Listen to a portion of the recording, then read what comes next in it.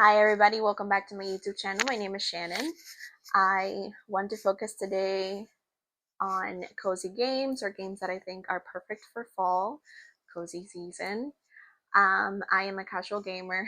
I've played on and off, I think, my whole life. I love the Mario games. I am a sucker for Pokemon, but I really started playing in 2020. That's when I bought my Switch and I have over 300 hours on Animal Crossing. And I find that I like cozy games or games that truly don't require too much brain power out of me. I just want to sit, be able to just kind of turn off my brain and do some tasks. That's why I'm really into farming sims or puzzle games, stuff like that. So without further ado, let's get into it. These are the games.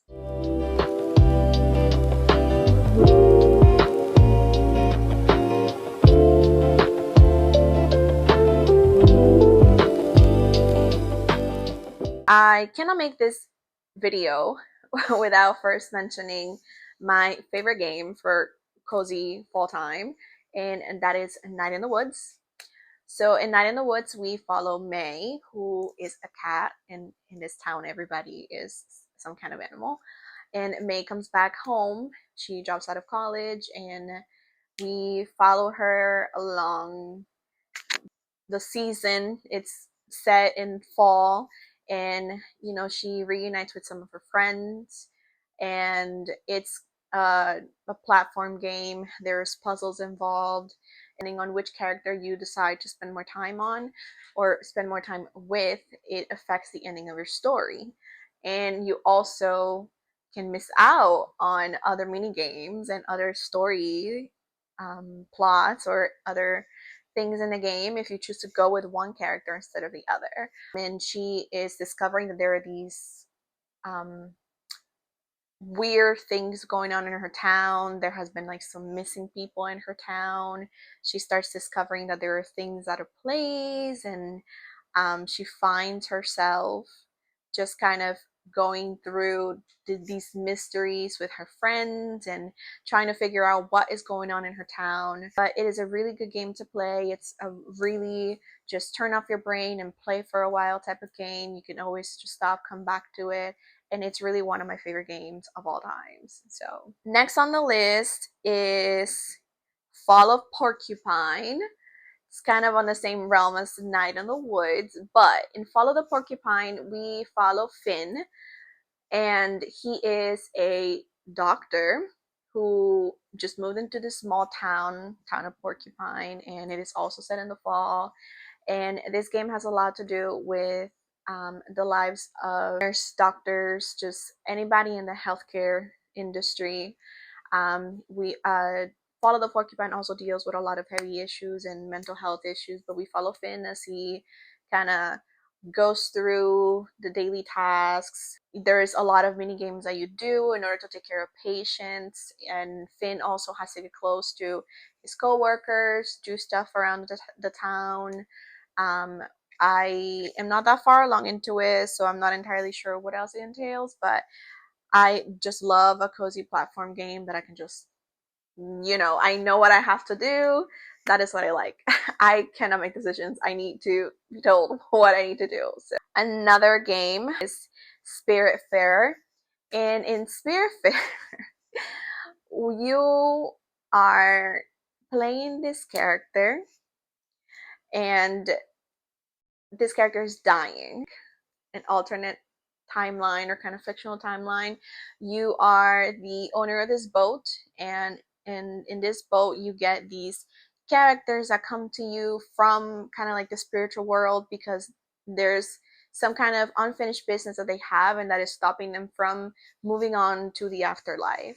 And so you go through, you build a house in your boat for them, you help them kind of go through their unresolved issues, you do tasks for them, you cook meals that they like, and then at the end, when they actually have resolved their issues, you take them to the portal for the afterlife. And it is such a beautiful game, and it is so good at just kind of tackling grief and what it means to kind of make sense of the past and just helping people. In honestly, it's just such a good game. I cried.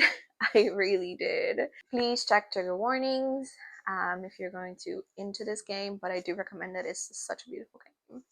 Another game that I recommend is Lost in Play.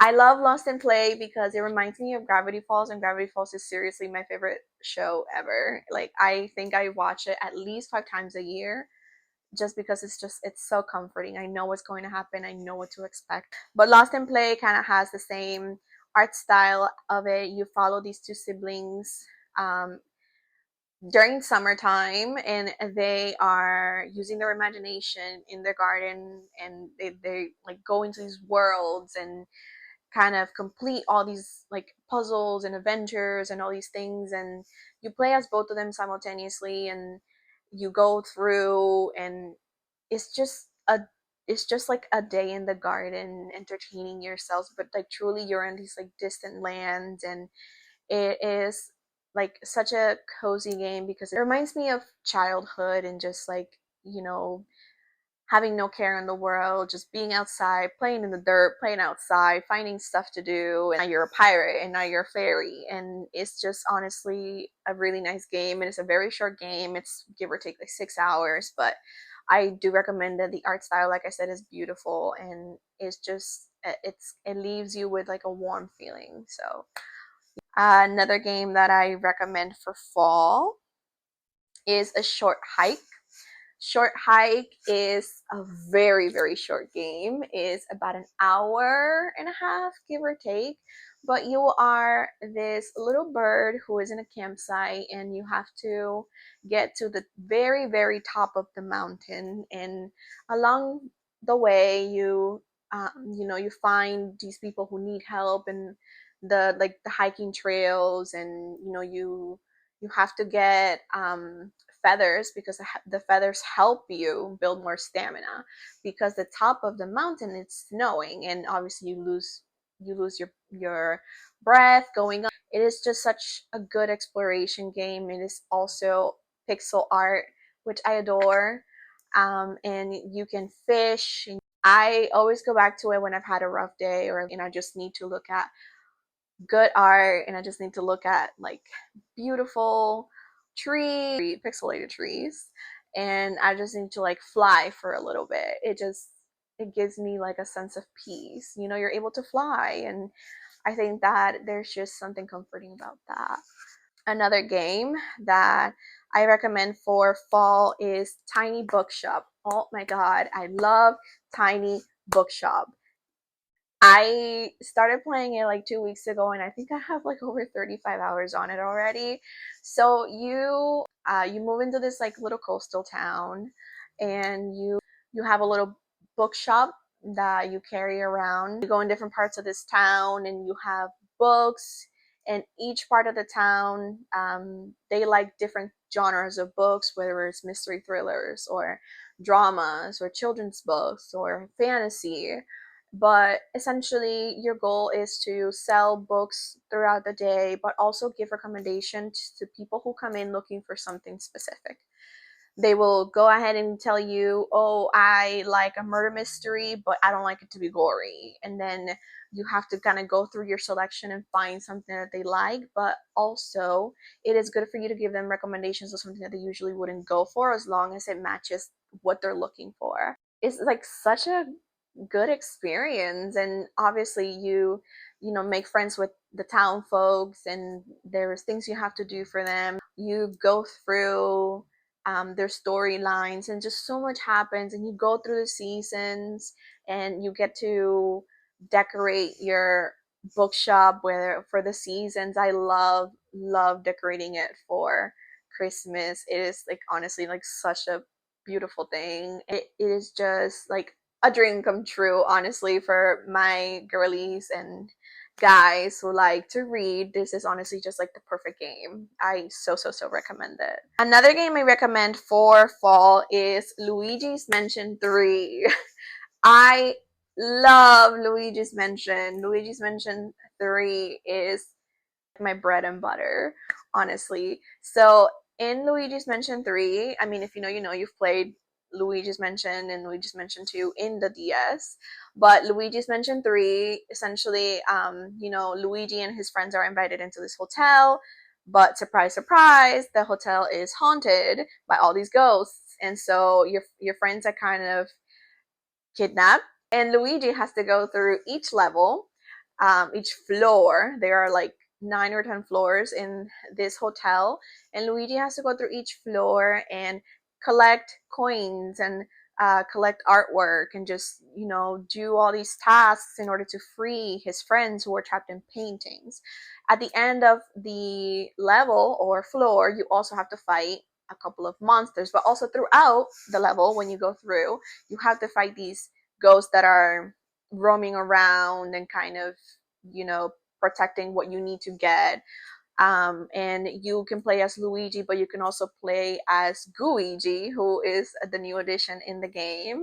And Gooigi can do stuff that Luigi can't, like kind of go through bars or like down drains and stuff. Love slamming the ghost. I think that's like such a cathartic thing for me to do. I love slamming the ghosts. And each level is unique and different. You have a floor level where you're in a pirate ship, and you have one where it's like a kind of like a jungle rainforest situation. It's just everything is so unique and so cozy, and it's a little frightening sometimes, but overall it's just a good spooky game to play. I honestly just love Luigi's Mansion. And last but not least, this is a game that I bought on sale for like $2.99 on the Nintendo eShop, and it's called Detective Jenny LeClue. And in this game, you play as Jenny, and there has been a murder in Jenny's hometown, and Jenny has to go through all these clues and interview people, and you play these mini games to help you kind of like put the puzzle pieces together to kind of figure out who should be a suspect and who isn't. And there's just a bigger mystery going on aside from just the murder that happened. Something new that comes along, and you go through all these different places throughout the town, and it's the right kind of spooky. I like the mystery. It's a point and click, but there's also some platform, and there's also some puzzling in there too. It's a fairly short game, like 10 to 15 hours or so. I play it every fall, and I like it. I mean, I'm waiting for part two because the game ends on a cliffhanger, actually. I just love it. It's such a good game. And yeah, these are all the games I can recommend. I am currently also playing Pokemon Z through A. I just started. It just came out last week, and I started it. And I'm a sucker for Pokemon, so I know that I'm gonna love it regardless of the point. So, yeah, these are all the games that I recommend for cozy season. I will see you next time. Thank you for watching. Bye.